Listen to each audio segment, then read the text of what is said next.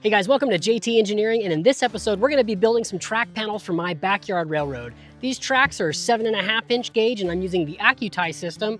In this video, I'm going to show you guys how I made this sweet track jig for both straight and for curved rail. So why don't we go ahead and get started?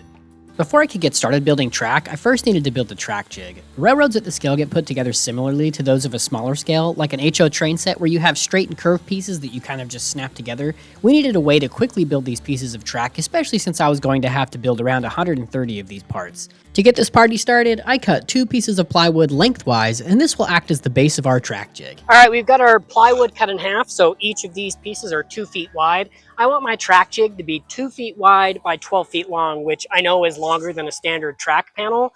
However, I would like to be able to build turnouts, so the extra width will be nice to be able to place those turnout ties and give it a little space to come out this way. So what we're going to do is, these are roughly 8 feet long. They're not exact, but I'm just going to cut a little piece off of this section. We're going to add it onto the end here and build a little 2x4 frame. And then once that's done, we can come in here and start putting strips down to set our tie spacing. Once my plywood was cut, I built a basic 2x4 frame and mounted my plywood to the top of the frame. With this done, we could start working on the spacers. I'm going to build this jig for 4-inch tie spacing. That dimension is measured from the center of each tie. The ties I'm using are 2 1/4 inches wide, which means I need a bunch of spacing strips cut at 1 3/4 inches to make my tie spacing correct in the jig. I cut a bunch of plywood strips from the leftover section, and I was ready to start slamming some spacers in. Okay, we're going to turn it around, and I'm going to put a fence on the back here so that when we're assembling our track panels, you don't have to guess where the tie has to land on this. You just slide it all the way up against the fence, and then all of them are straight. So we'll go ahead and flip it around and try not to break it because it's not super strong right now. Yeah. By the way, this thing is a 747 parts crate. I don't know what part it is, but I got it at Hill Air Force Base, and it's the perfect track building platform. It also was a pig house at one point. Before I put the spacers in, I thought adding a fence would be a good idea. This way, I knew that my ties would always be sat down against the edge of the jig, giving me a nice flat surface to create a straight panel with. In the end, this was a really good call. It made making turnouts a ton easier, so if you're going to be building a track jig, I would highly recommend putting a fence on one end. All right, so we got our fence pieces on. This thing's pretty sturdy. It's way nicer than it has any right being. But now we can go ahead and start putting our spacers on. For this, you'll just need a couple of ties. You're going to get your tie spacers. So I thought I would show you guys just on the first one how it goes together. So I'm just taking my tie and I'm placing it here on the end, and I'm making sure that this spacer is square to the fence, which it is. So now I'll come in and drop a screw. You know what? I'm feeling spicy. Let's put 3 in. Why don't we do 3 per spacer? So that spacer's in. So now what we can do, we come in like this, grab another one of our spacers, screw it down, and we'll work our way all the way down the panel. Assembling the track jig at this point is super easy. You just slap a tie in the jig, install a spacer, put another tie on, and move all the way down the jig until it's complete. Building this jig took maybe an hour or 2, but it probably saved me hundreds of hours of building track panels. And we have a track jig. Look at that. How easy was that? So now is where the cool part happens. We just take a piece of rail, well actually 2 of them, and you just drop it in here. You go to town screwing it in. Pretty easy. Now, something to keep in mind, you don't want to build your track panels with the end of your track like so. You want it to be offset a little bit, and then when you bring in your next piece of rail, there's this offset that, you know, kind of counterbalances everything. So to be able to do this accurately, I'll just take a block over there and I'm going to measure a foot, which is roughly 3 ties, and I'll set a block so that each time I come in here, I'll butt up the rail on this side, butt up the rail on this side, and then go to town screwing it in. The dogs are yelling at people. Just really quick, this is kind of a big moment. At, what time is it? 5:15 p.m. on Friday, the May 9th, 2025, the first screw of the Kings Peak Railway was applied. Oh, and he fucked it up already. Wow, we're off to a great start, ladies and gentlemen. Now I gotta do that like 20,000 more times. Screwing the rails into the ties is super easy. The ties I'm using here are from AccuTie, and they have holes pre-drilled into them, so it's as easy as dropping a screw in where you want it and tightening it down. Another thing I feel like I should mention here is the rail offset. The track panel I'm making in this shot is specifically for shop storage, and I'll also be using this panel to move equipment to and from clubs on my flatbed trailer, so I didn't offset the rails here for that reason. However, all the other track panels I have made for my railroad have a 1-foot rail offset. It is 5:29, so it took me 20 minutes to do this panel, but now, if I built this right, uh-oh, SpaghettiOs. Maybe my tolerance are a little bit too tight. Uh-oh. Yeah, those will loosen up. There's our first track panel. Check it out. Building track, ladies and gentlemen. The first panel of the Kings Peak Railway. The nice thing about this track jig is I can kind of move it around. I was just sitting in the sun baking, but you saw me pull off that other panel. Now it's just as easy taking your ties and dropping them in all the way down. We're going to repeat this process until all of our panels are done. Just like that. Something tells me I'm going to have a lot of cardboard boxes. Maybe I'll just try to make enough track panels each week to fill up the recycling bin. Put those on there. Grab our rail.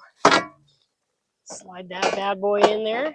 And now there's nothing else to do but screw it. All right, so that's how we make a straight set of track panels. I don't know if you guys know this, but on the real railroads, they turn right and they turn left. So we got to figure out a way to make a curved panel. Now to do this, there's a few ways you can do it. You can build your straight panels like so and just bend them like flex track, kind of like HO scale type thing.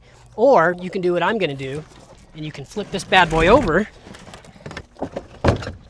and you can make a curved one on the backside. So why don't we go ahead and make a curved track panel jig. Everything in my yard is basically 60 feet. There's a couple 65-foot sections, but if I build a 60-foot radius track panel jig, things are gonna go together a lot easier. Let me show you how to do that. Building the curved jig is very similar to building the straight panel jig. I just started by cutting a couple pieces of plywood to act as the deck, and then screwed them into the bottom of the track jig. For this, we're also going to need a bunch of spacers, but because the panel is curved, it won't be as easy as just throwing a fence on there and stapling the spacers to the jig. To make sure the radius is correct, I'll be using a piece of pre-bent rail as a template to build this jig. The dog's all covered in sawdust. Gotta sweep her off. Now to start our curved track panels, I decided to buy a rail bender and pre-bend the rail to the specific radius that I'm looking for. Most of my yard is a 60-foot radius, so I can bend most of the rail to this. Now you don't need a rail bender necessarily. I chose to use it because it will allow me to set the radius of my track without having a center point to measure. A lot of the track that's going in my yard, there's not a really great place to put a measurement and swing an arc to be able to set the radius correctly. So having my panels pre-radiused is a big game changer for me because, like I said, I don't have a way to measure that once it's on the ground. So here we have our rail bender. This is a pretty slick setup. It did take a couple of failed attempts to get my radius right. But basically, these two rollers here are what the track will write against, and then this one right here with this set screw determines the radius based on how far inside the track is. So to make this work, you just take your rail and the web slides right in here. You just give it a little boop, push it on through. There we go. You can see in this shot that the rail bender puts a fairly accurate bend in the material once it's set correctly. If you mess up a couple pieces setting your radius, it's not the end of the world. Once you bend a piece of rail correctly and build a jig, even if you're using a piece of rail with the wrong radius, once you put it in the jig and screw it to the ties, it will conform to the radius of the jig. Now I'm sure a bunch of you are asking, well, how do I set the radius on a piece of rail? So how do we measure and ensure that we have the correct radius? You can see here I've got a rail on the outside here that's already been radiused, and you can reference it to a straight rail that I set just here on the inside. Referencing the chart we have on the screen, if I put a tape measure on here, you can see that the rise is just about 2.5 inches. So that tells me that it is a 60-foot radius bend. So all of these are pretty close. The bender is not the easiest thing to use, but this rail right here is right on at 60 feet. So I'm gonna use this to help build the jig. We've got the plywood top on the back side of this, and I've taken this piece of rail that I know is right at 60-foot radius, and I've just laid it on here, and I've got it centered in the middle there. I know that the ties from the edge of the foot of the rail to the end is 3.5 inches. So what I'm gonna do is I'm gonna trace the inside of the foot of this rail, and that'll give me a nice 60-foot radius, and then I'll go around and measure in 3.5 inches in a bunch of different spots and kind of connect the dots. And then that'll allow me to place my ties where I think that they should go. And then once that's finished, we can align our ties, and we'll build some little pieces of wood so we can slap the tie in there just like we did on the straight panels. But it's gonna take just a little bit of work to get there. I'm winging it. I don't really know what the best way to do this is, so I'm just kind of, I don't know. I'm gonna kind of move the rail as well and continue the line to the end, because I'll need a foot on both sides of just tie to offset the rail. You'll see that here in just a little bit. It doesn't have to be perfect because we can bend it in place if we need to. But I think this is gonna give me a nice looking panel. So there we go, we've got our marked, and we'll go ahead and offset. I'm just gonna use a tape measure, line up my mark here, go 3.5 inches down, right there. And to connect the dots, I'm just gonna use this piece of rail. It's not gonna be exact, but that's okay. It'll be close enough for government work, which is basically the slogan for my channel. So you can see we've got our strips cut, and I've kind of just lined them up here. Now all I'm doing is I'm just lining up the tie and the spacing strip with this line that we offset from where the rail should go. And I'm just gonna come in here and staple a couple of these in. Do the same thing here, just kind of squaring it up as best that I can. It's not gonna be perfect, but it'll work. Put in.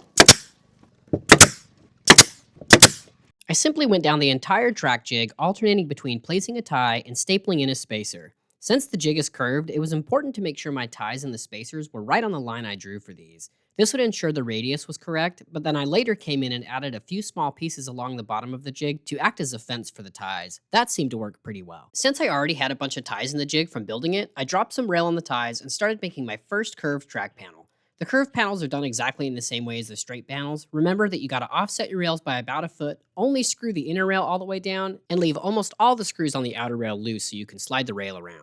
So that is a completed 60-foot radius panel in this jig, and I gotta say it works pretty well. You can see my ties pretty much ended up right where it was at, and I think it's got a nice shallow curve to it, just like the 60-foot should. So once again, on the inside rail, I snugged all of these screws down, and on the outside rail, I didn't snug them up all the way because we need to be able to slide this outer rail once that goes into the ground, because I don't know exactly where all this is gonna line up. I did sink the end pieces down, so these two screws are tight, and then the two screws all the way on the other end here are tight as well. And so this is just because when I move around the panel, it won't be so flexy, loosey-goosey. So let's pull it out and let's build another one. All right, pulling the panel out just like that, and you can see it stays in its shape, which is cool.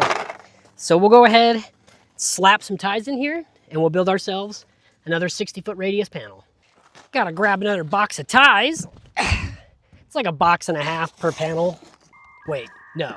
It's like 3 boxes for 2 panels. Something like that. Wait, I don't know, fuck. It's a lot of ties. I don't know how to math. Help. I am so glad that I took the time to build this track jig. It's so easy to drop your ties in, screw the rail down, and then just repeat that process for all your other track panels. I can't imagine having to measure each individual tie trying to assemble a panel, so if you're getting ready to build a railroad in your yard, you absolutely need to build one of these. It will save you more time than you can ever imagine. Now that we've got 2 panels, I can kind of show you guys how they'll go together. So I'll set this in here about where it should go. Now, this is what I was talking about a little bit earlier, how we're gonna leave the outside rail loose so we can slide this. You can see if I put this together pretty close, that's about where it should be. It was all referenced off of this inside rail, and you can see we're about, I don't know, an inch or so short on the outer rail. And that was intentional, because then what we can do is we can loosen only the couple screws that are tight, slide it, join it, tighten everything down once everything's set in place. Now we're gonna see how fast I can put one of these panels together. I've got my wife-to-be here on the bench. She's gonna be my timer. I'm gonna stand over here. Let me know when I'm supposed to go. Go. Oh, fuck. We're going for speed on this one. Track jig, doing what it's supposed to do. Rail.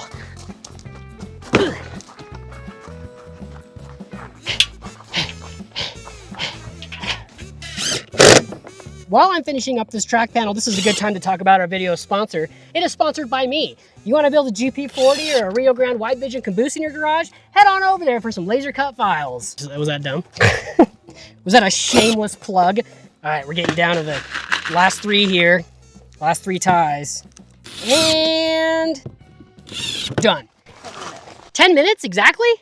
Yeah, like 10. No, I want to know the exact time. Hold on. 10 minutes and 33 seconds. 10 minutes and 33 seconds, ladies and gentlemen, is how long it takes for me to put together one track panel. Now, you've seen how I've built my track panel using the AccuTie system. This isn't the only way to build track for your backyard railroad. There is tons of resources if you look online. There's YouTube, forums, any kind of track that you can build that fits your budget is gonna be fantastic in my opinion. Whatever gets you in your backyard, building a railroad is the way to go. Well guys, I think that's a wrap on this video. Thank you so much for watching. I hope that you learned something about building track panels for your backyard railroad. All we did today applies to whatever type of panel you want to build, whether that's slotted 2x4 with pressed in steel rail or the AccuTie system that I've built here. If you like this content, hit that subscribe button. The next video in this series, we're going to be building turnouts for my backyard railroad. And then the one after that, we're going to be putting it all together and hopefully running some trains. Anyways, thanks again for watching. I hope I see you guys again. And until next time, happy railroading, and I hope you have straight track where it's supposed to be.